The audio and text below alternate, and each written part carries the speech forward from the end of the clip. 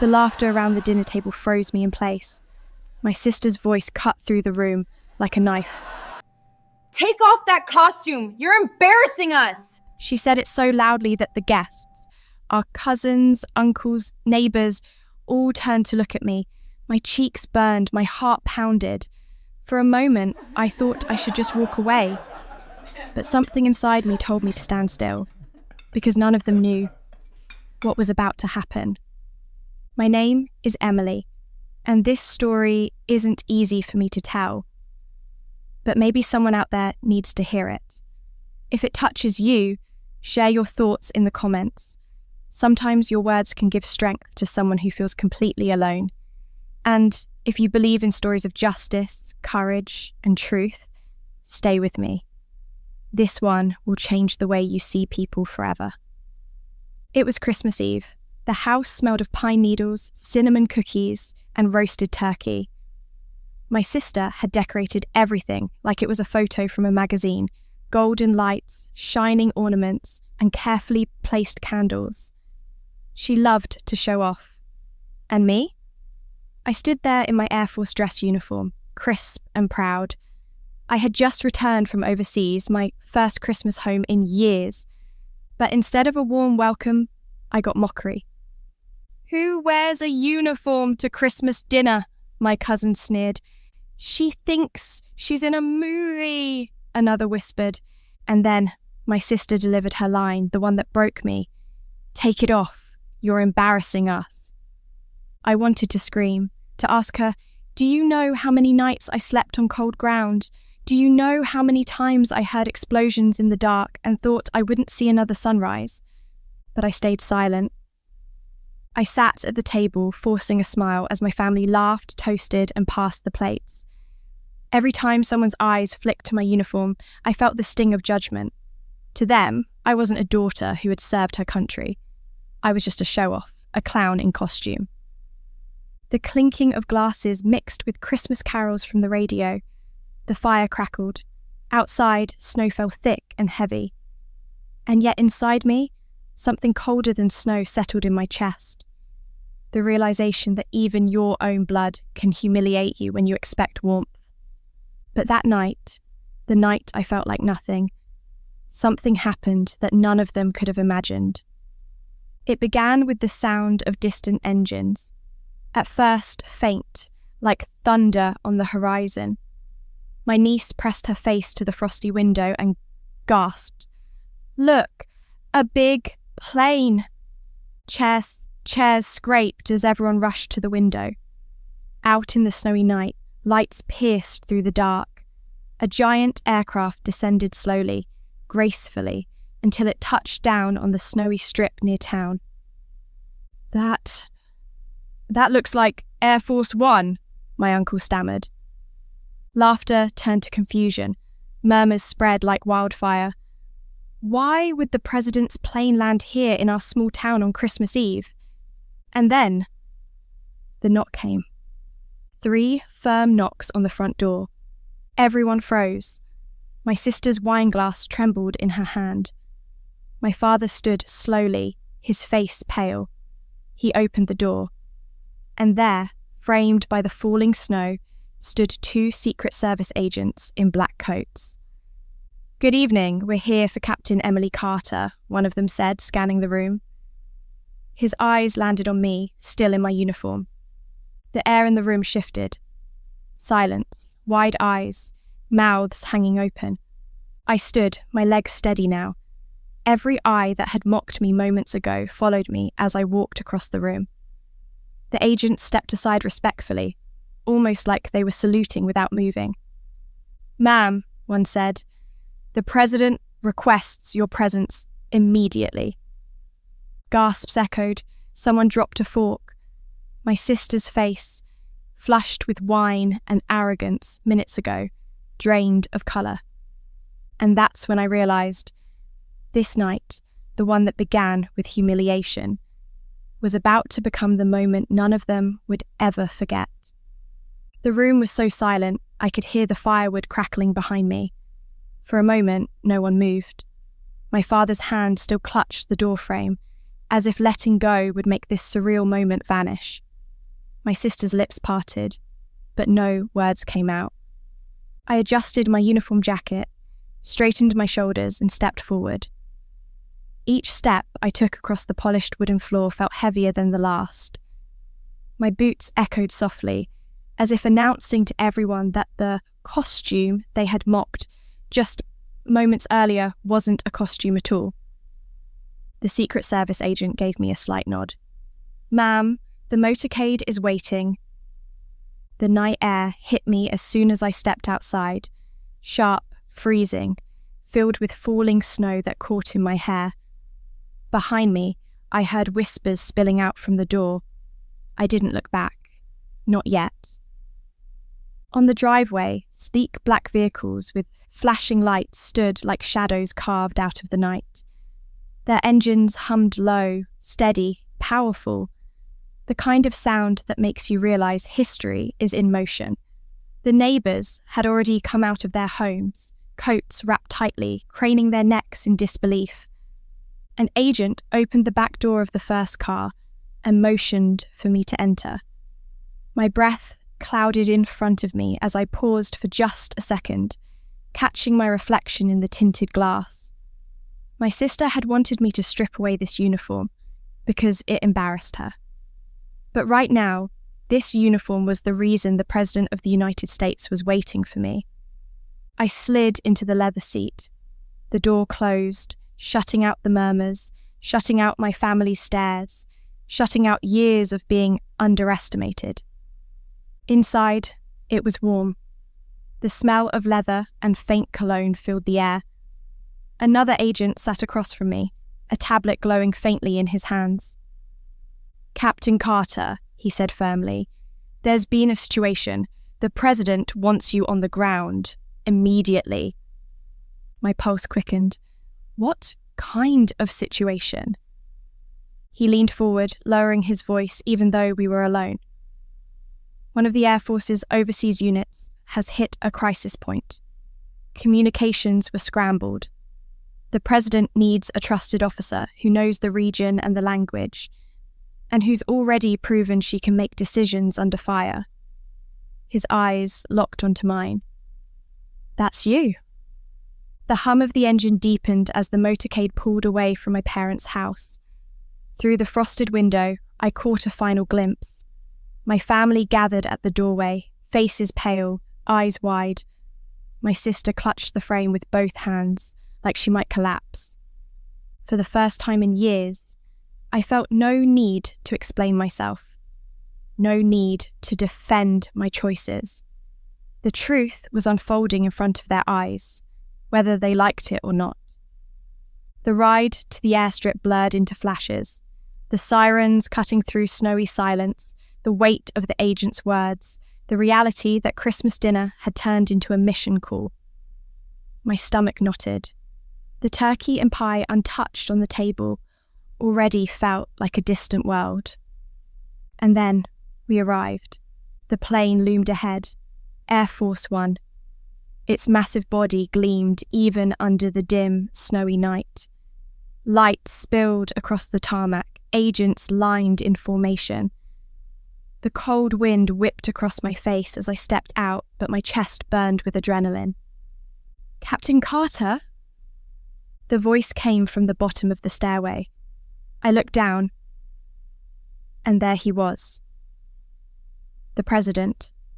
Tall, broad-shouldered, his coat dusted with snowflakes. His presence alone carried a gravity that made the entire night feel like a scene I could never have imagined. I saluted sharply, my hand steady despite the storm inside me. "Sir." He returned the salute, his eyes steady on mine. "We need you." For a brief second, I thought of my sister's words, "You're embarrassing us." And then, standing in front of the leader of the free world, I realised something. She had never truly seen me. None of them had. But the world outside these walls had. We boarded quickly, footsteps echoing against metal stairs. Inside, warmth wrapped around me. Staff members moved with quiet urgency, tablets glowing, phones pressed to ears, maps, coded documents, briefings flashed across screens. I was guided into a private cabin where the president leaned over a large map spread across the table. He pointed to a red-lined region. "This base has gone silent. You were stationed here, correct?" "Yes, sir," I said, my voice firm though my throat tightened. Memories surged. The dust, the endless nights, the sound of helicopters slicing through the air. "We can't afford missteps," he said. "You know the terrain. You know the people. I need your judgment." I swallowed hard. In that moment, I wasn't a guest at a Christmas dinner anymore. I was the officer on duty, the one making calls that could change lives. Hours passed in a blur, briefings, strategies. My voice steady as I relayed every detail I remembered about the region, about the chain of command, about the risks. At times, I caught myself drifting, flashes of my family's laughter, my sister's mocking smile. But each time, I forced myself back. Because this wasn't about proving anything to them anymore. This was about service. By dawn, the mission plan was set, orders were dispatched, teams mobilized. I stood at the window of the plane, watching the sunrise bleed across the horizon. Orange light spread over the snowy earth below. My reflection stared back at me in the glass. Tired eyes, tight jaw but steady. And then I felt it. Not pride, not arrogance, something deeper. A kind of calm strength I hadn't known before. When I finally returned home later that day, the motorcade pulling back into my parents' neighbourhood, the Christmas lights were still twinkling faintly in the windows. My uniform was wrinkled, my hair undone, but my spirit was unshaken.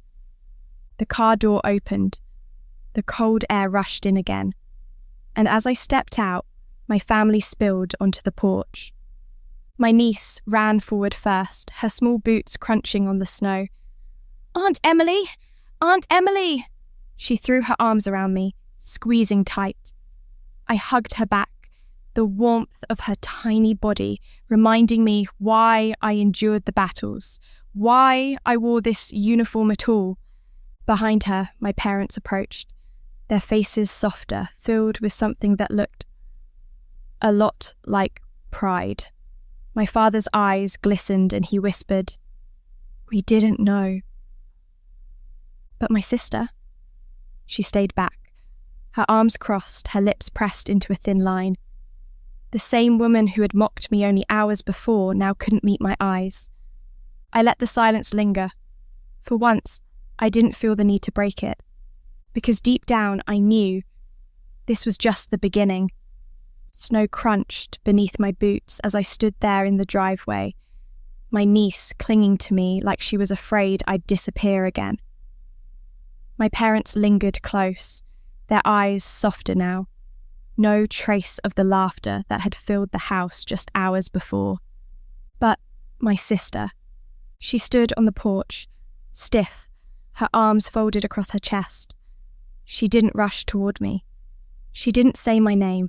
She didn't even pretend to smile. Her silence cut sharper than her words from earlier. I kissed my niece's head, then gently let go and walked toward the porch. Each step I took, I kept my eyes on her. My sister's jaw tightened. She shifted her weight, but refused to move aside. It was like she wanted to guard the door, as if the house itself belonged only to her. Finally, I stopped at the bottom step. "Are you going to let me in?" I asked quietly. She blinked, her lips twitching into a thin smile. "So now you're important? Now you're somebody because the president needed you for whatever that was?" Her voice dripped with sarcasm. I swallowed the lump in my throat. I could have ignored her. I could have brushed past her and gone inside. But the weight of years pressed down on me.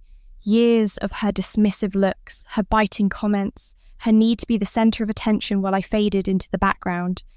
And I realised this was the moment to face her. "It's not about being important," I said steady. It's about doing my duty, about showing up when it matters. You wouldn't understand that because you've only ever cared about being admired in this little world of yours." Her eyes flashed. "Don't act like you're better than me. You left. You ran away into the military because you couldn't make a life here. And now you come back expecting us to bow down to you?" Her words stung, not because they were true, but because they revealed something deeper: jealousy. She had always needed to be the star, and tonight, without meaning to, I had stolen the stage she built for herself. I took a slow breath, my chest rising and falling with the cold air. "You wanted me to take off my uniform because you were embarrassed. But do you know what embarrassed me? Sitting at that table while my own family laughed at me, listening to the people who should have been proud of me make me feel small." Her cheeks flushed, whether from anger or shame, I couldn't tell. Behind me, my mother's voice cracked softly. "Girls, please, it's Christmas." But I couldn't stop. Not now. "You think this uniform is a costume?" I continued, my voice breaking slightly. "Do you know how many friends I buried wearing this? Do you know how many times I thought I wouldn't live to see this night? And you, my own sister, couldn't give me a single word of respect." The silence that followed was heavier than any snowstorm. Her arms dropped slightly, her hands fidgeting.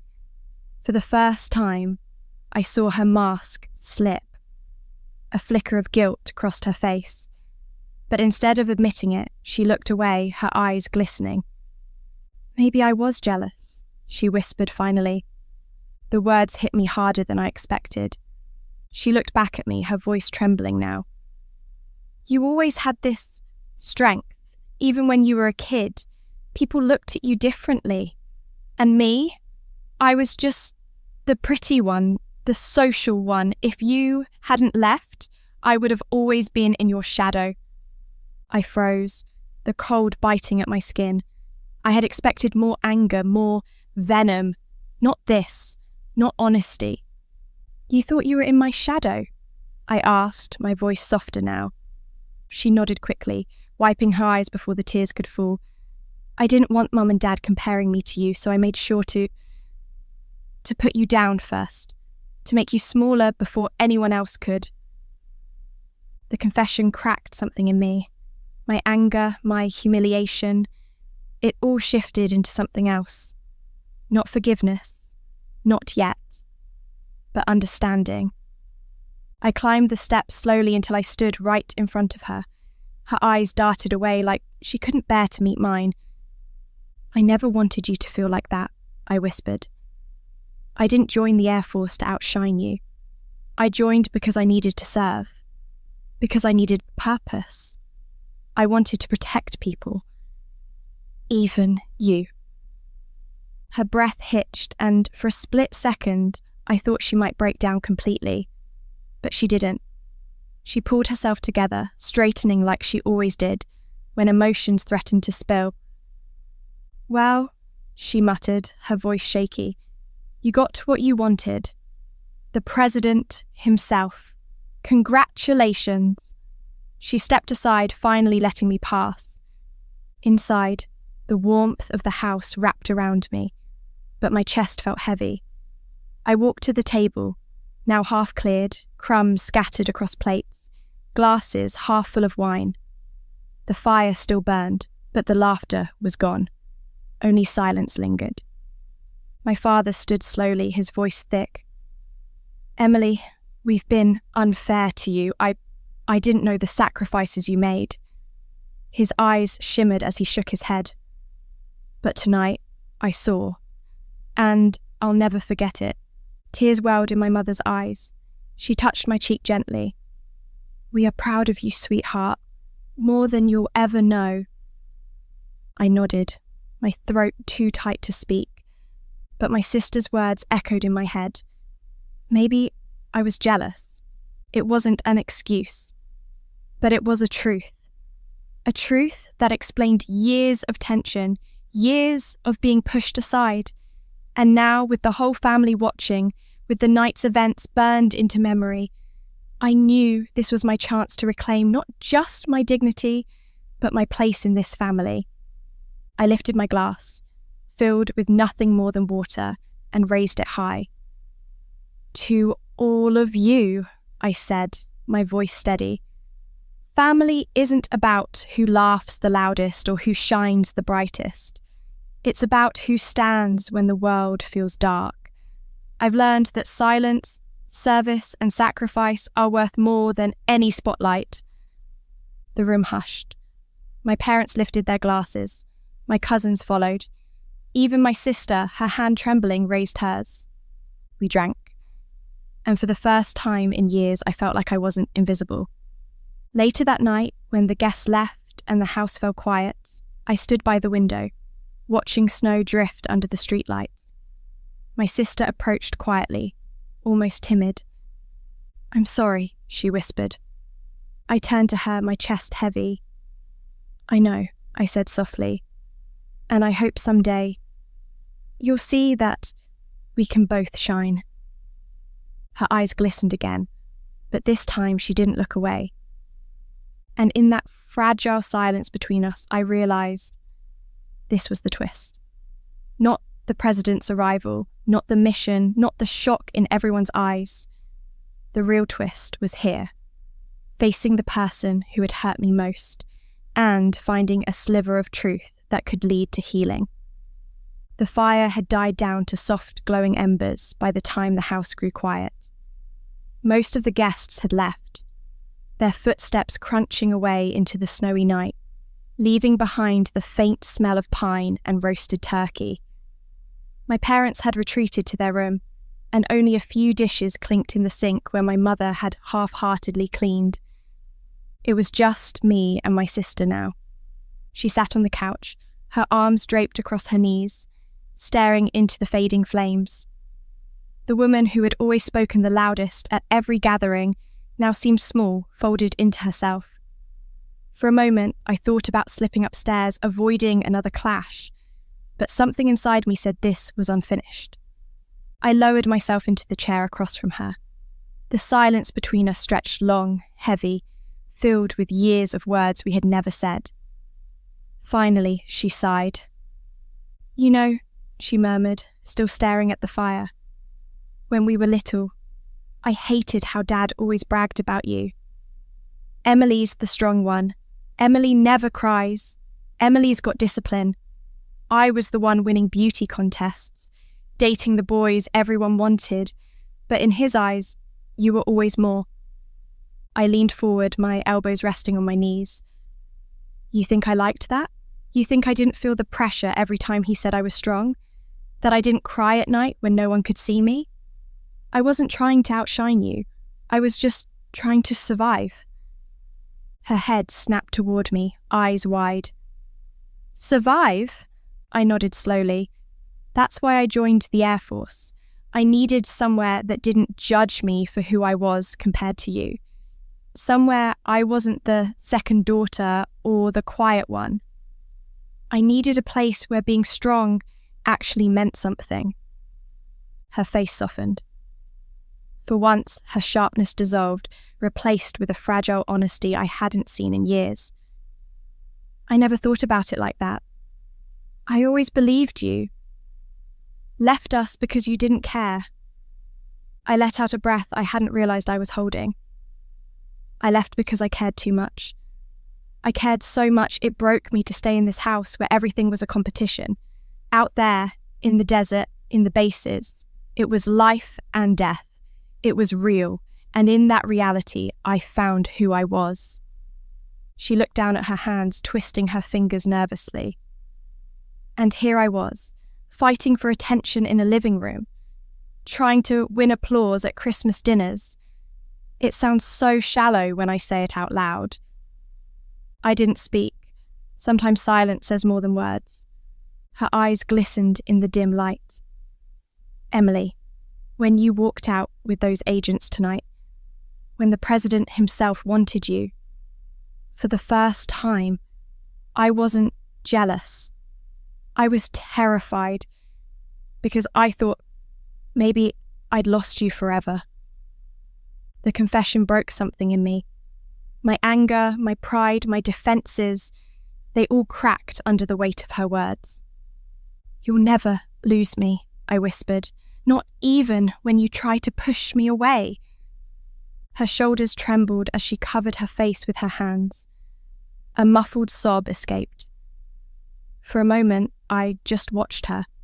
The sister who had humiliated me, the sister who had been my rival all my life, now crying like the child she used to be. I got up slowly and sat beside her. Without a word, I wrapped my arm around her shoulders. She leaned into me, her tears soaking into my uniform sleeve. It wasn't forgiveness, not yet. But it was the start of something different. We sat there for what felt like hours, the fire fading, the house falling into deeper silence. When her tears slowed, she looked at me, her face red and raw. "Do you ever regret it? Choosing this life? Missing birthdays, Christmases, everything?" I stared at the glowing embers. Memories flashed. Nights under the stars in foreign deserts. The sound of helicopters. The weight of dog tags pressed into my palm after a funeral. My throat tightened. Yes and no, I regret the moments I missed with all of you. But I don't regret serving, because if I hadn't, I wouldn't be the person I am now, and maybe I wouldn't be alive at all. She nodded slowly, absorbing my words. The clock on the mantel struck midnight. Christmas had come and gone, and the new day had begun. We didn't exchange more words. Sometimes the absence of fighting is enough. She went upstairs and I stayed by the fire, staring into the dying glow until my eyelids grew heavy. The next morning, sunlight spilled through the curtains. The smell of fresh coffee drifted from the kitchen. My mother hummed softly as she set out plates of leftover pie. My father sat at the table reading the news on his tablet, though his eyes flicked up to me with a smile when I walked in. But the biggest surprise came from my sister. She was already there, hair tied back, no makeup, her face tired but softer. She handed me a mug of coffee. "Here," she said quietly. "Figured you'd need this after, well, everything." I accepted it, the warmth seeping into my hands. "Thank you." She sat across from me, her fingers wrapped around her own mug. After a long pause, she said, "You know, last night, when I told you to take off that uniform, I didn't mean it the way it sounded. I thought if you looked like one of us, people would stop staring. I thought I was protecting you from being mocked." I raised an eyebrow. "Protecting me by mocking me yourself?" Her lips curved into the smallest smile. "Yeah, not my best idea."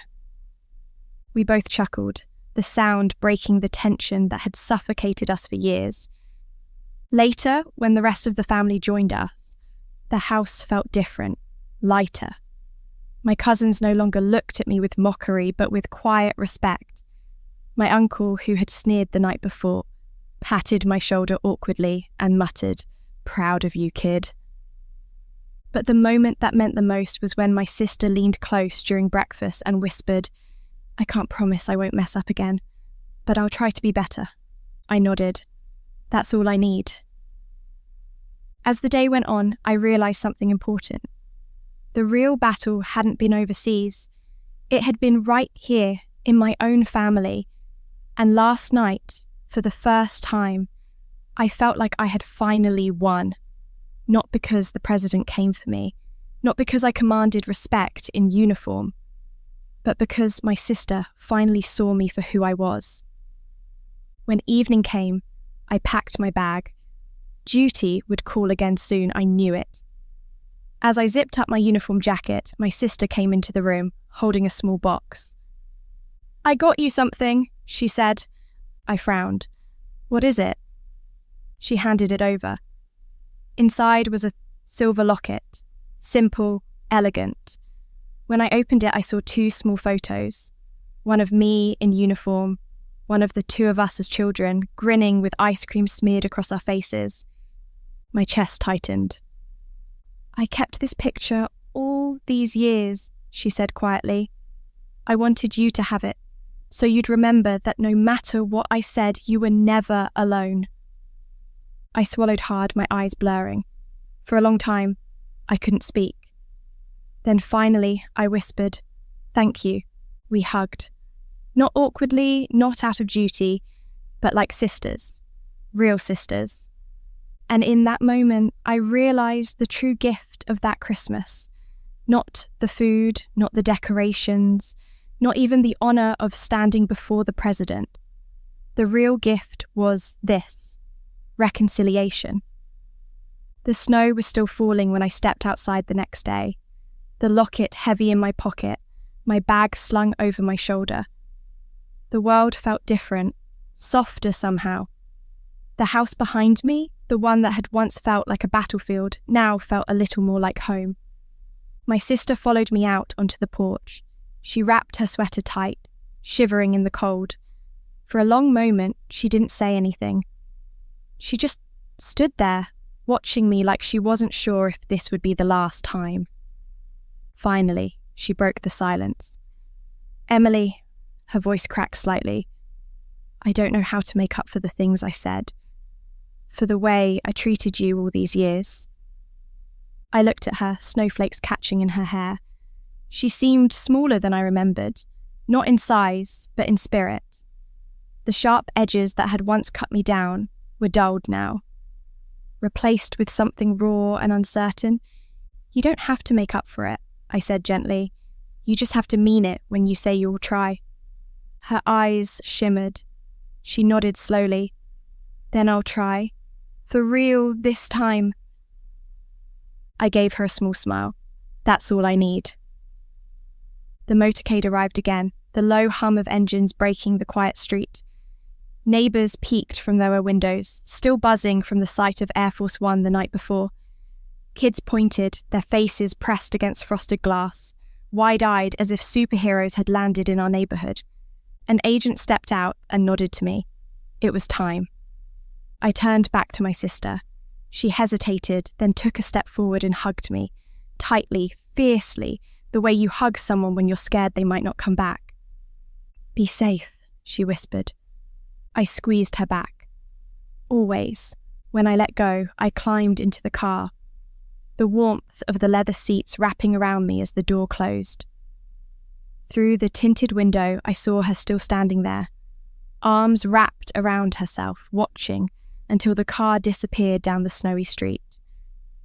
The drive to the base was quiet. I stared out at the fields blanketed in white, thinking about how strange life could be. One night, I was the family embarrassment, told to strip off my uniform. The next, I was being escorted to the president's plane to advise on a crisis. But that wasn't the real twist.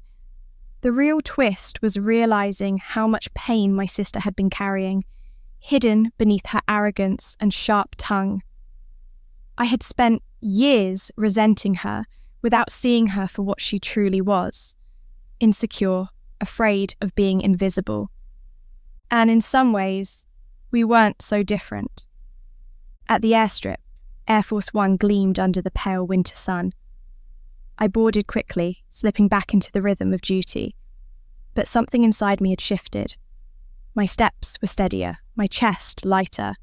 The mission briefing continued, voices crisp, screens glowing, urgency filling every corner of the cabin. But even as I spoke, even as I gave details, my mind flickered back to the locket in my pocket, to the photo of two little girls with ice cream on their faces, unaware of the battles ahead of them. For the first immersed time, I didn't feel like I was carrying the weight of the world alone. That night, as the plane cut through the dark sky, I looked out the window at the stars. They were the same stars I had stared at overseas, the same ones that had kept me company through sleepless nights, reminding me that somewhere, home existed. And now, for the first time in years, I knew that when I went home again, I'd be going back to something different, something better.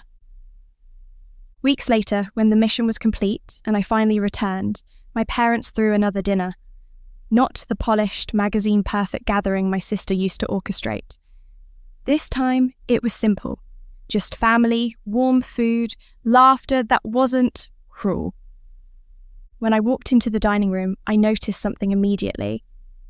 My sister wasn't dressed like she was competing for attention.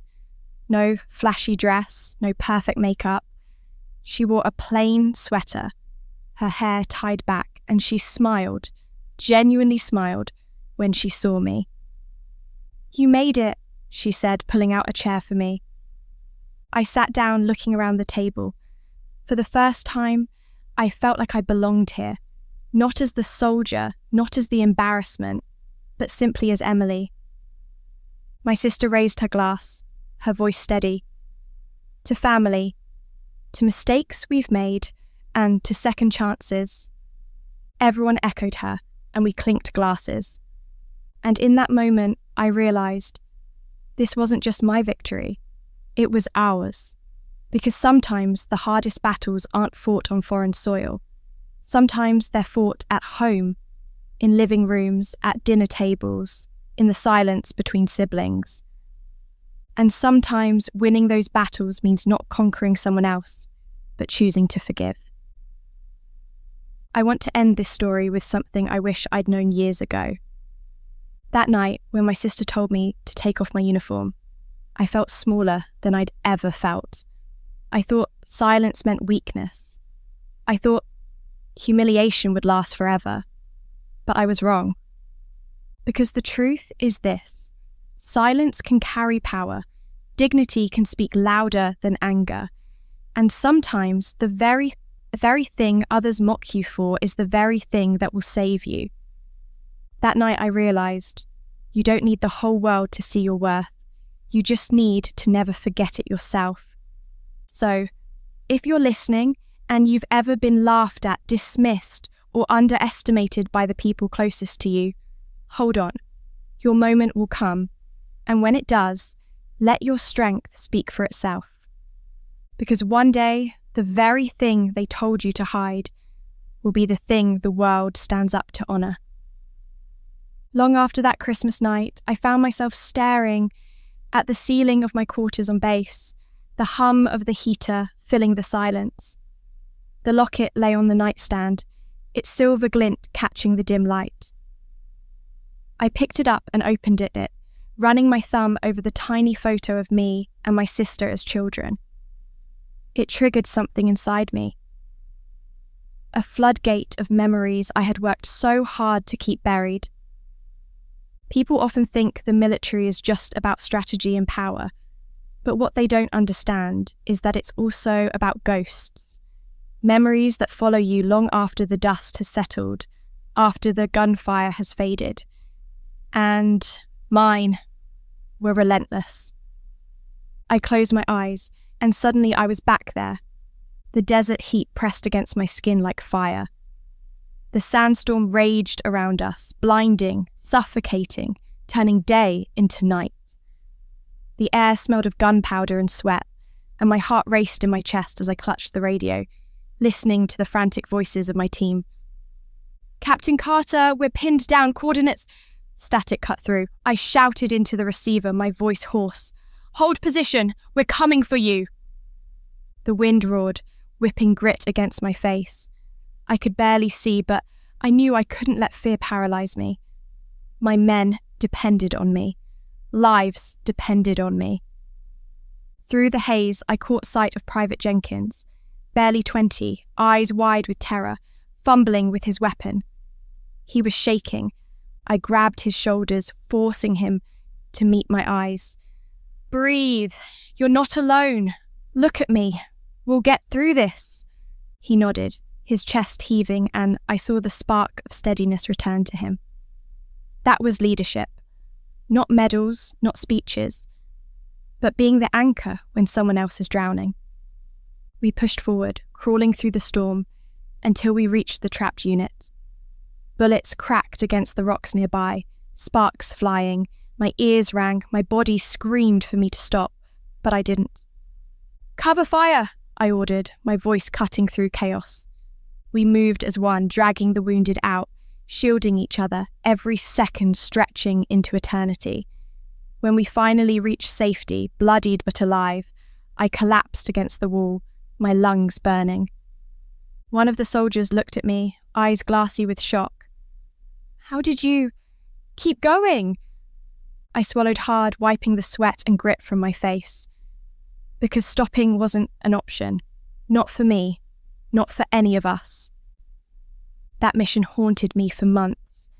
I still heard the static of the radio at night, still saw the fear in Jenkins's eyes, still felt the crushing weight of being the one everyone turned to. But it was also the mission that changed me. It taught me that leadership isn't about being fearless. It's about being terrified and moving anyway. And it was that mission, my decisions in that storm, my ability to keep a fractured unit alive, that put my name on the president's list. So, when he asked for me on Christmas Eve, it wasn't because I was extraordinary. It was because I had once stood in the middle of hell and refused to back down. I opened my eyes, back in the quiet of my quarters. My hands trembled as I closed the locket and pressed it against my chest. That storm, those faces, they were part of me now. The ghosts would never fully leave. But for the first time, I felt grateful for them. Because without those moments, I wouldn't have been the woman who walked into my parents' house wearing a uniform. I wouldn't have been the woman who stood silently as her family laughed, knowing she carried something far greater than their approval. And I wouldn't have been the woman the president trusted on Christmas night. I lay back, the weight of it all pressing down on me, but instead of crushing me, it steadied me. Because now I wasn't carrying it alone. My family knew, my sister knew. Even if we weren't fully healed, the truth had finally broken through the silence, and that mattered more than anything. Weeks later, when I had leave again, I returned home for a quiet visit. The snow had melted, replaced by the soft mud of early spring. My sister met me at the door, no makeup, no armour. She just hugged me. No words, no hesitation. Inside, the house smelled like coffee and fresh bread. My parents fussed over me as usual, but this time it didn't feel overwhelming. It felt warm. That evening, my sister and I sat on the porch, watching the last of the snow drip from the roof. She leaned back in her chair, her voice softer than I'd ever heard it. "You know, Em," she said, "I used to think your strength made me weak. But now I see. It just showed me what I could be if I stopped pretending." I turned to her, my chest tightening. "You don't have to be me. You just have to be real." She smiled faintly, her eyes glistening. "For the first time, I think I know how." And as the sun dipped below the horizon, casting golden light across the porch, I realised something. The uniform didn't just change how the world saw me. It had changed how my sister saw herself. And that, I thought, was the greatest victory of all. Months later, spring had fully arrived. The snow had melted into green fields, and flowers pushed their way stubbornly through the soil. Life had a way of reminding you that no winter lasts forever, not even the winters inside your heart. I had leave again, and for the first time in years, I didn't dread coming home. My parents' house looked the same as always. The wooden porch, the hanging wind chimes, the smell of fresh cut grass. But the feeling inside was different now, warmer, easier. My sister was already waiting on the porch when I arrived. No sharp words, no raised eyebrow, just a smile, small but real. She hugged me before I even set my bag down, and this time I hugged her back without hesitation. Inside, the dining table was set again. Nothing fancy, no magazine perfect spread, just family. My mum made her famous chicken pot pie. My dad poured iced tea. My niece chatted about school, her laughter filling the room in a way that melted every scar I carried. Halfway through dinner, my sister cleared her throat. She was nervous. I could tell. The room quieted, all eyes on her. "I want to say something," she began, her voice soft but steady. "To Emily." She glanced at me, then back at her hands. "That night on Christmas, I humiliated you. I tried to strip away the very thing that made you strong, because I was too afraid to face my own weaknesses. But you stood taller than I ever could. You didn't fight me with words. You didn't scream. You let the truth reveal itself, and because of that, I've learnt something I never thought I'd understand. That respect isn't given to the loudest person in the room. It's earned by the quiet strength of someone who refuses to bend." The room was still. My father's eyes glistened. My mother covered her mouth. And me? My throat burned as tears pricked my eyes. I didn't expect this. Not from her. Not after years of biting remarks and silent wars. I reached across the table and took her hand. "Thank you," I whispered. "That means more than you know." For the rest of the evening, we talked like sisters. Not rivals, not strangers under the same roof, but sisters. We laughed about childhood memories, argued lightly about who really won that bike race when we were 12, and shared stories we had never told each other before. It felt new, and yet it felt like something we had been missing all along. Later that night, when everyone else had gone to bed, I stepped outside onto the porch. The air was cool, the stars glittering like scattered diamonds across the sky. My sister joined me, leaning against the railing. "You know," she said softly, "when those agents knocked on our door that night, my whole world flipped upside down. For a moment, I hated you more than ever. Because suddenly, you weren't just my sister. You were someone the president trusted, and I thought, what am I compared to that?" I turned to her. "You don't have to be compared to me. You're not less because I wear this uniform. We're different, and that's okay." Her eyes shimmered. "I know that now. I just wish I'd known it sooner." We stood there in silence, the crickets singing in the distance, the night wrapping around us like a blanket.